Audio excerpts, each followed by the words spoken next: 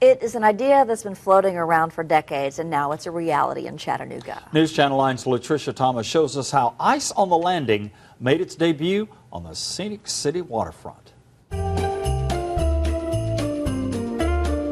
Bringing some extra cheer to the Scenic City this Christmas started months before the first carol christened the holiday season. For the past year and a half, I've been working in earnest to try to figure out how to make that happen. Chattanooga presents picked Ross's Landing for this temporary ice skating rink for its quintessential Scenic City view. The idea of an ice rink is one that's, I think, lived a long time in people's minds in Chattanooga. Just because we haven't had one for over a dozen years doesn't mean that there hasn't been interest. And so 1 week before the rink opened to skaters,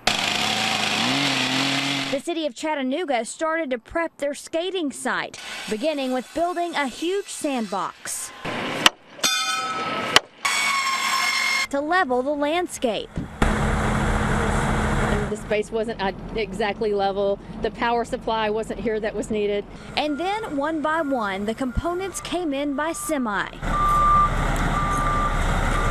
Starting with the most important piece of this puzzle, the chiller that can make any climate into a winter wonderland. This big blue box that they're unloading behind us is the most important piece of equipment here. That's the chiller that will have coils underneath the water, keeping it frozen, running 24 hours a day. Over 2 days, the 50 by 70 foot rink came together thanks to custom rink creators Magic Ice USA. We'll roll out all the refrigeration mats, and then we'll put the boards up around it, the hockey boards. Then we'll fill it full of glycol and start up the chiller and freeze the sand base solid. Once the base is frozen, it's time to make the magic ice, starting with the first spray. And then building up the rink's frozen foundation. It has a glycol, which is an antifreeze system in it, and all the mats will be down on the ground, which will flow antifreeze through it at 0 degrees, and then we'll put 2 to 4 inches of ice on top of it, and we'll keep it frozen. They have done rinks all over the world, even in South America, and the company itself is from Florida. They figured out how to keep ice frozen in climates that are not cold.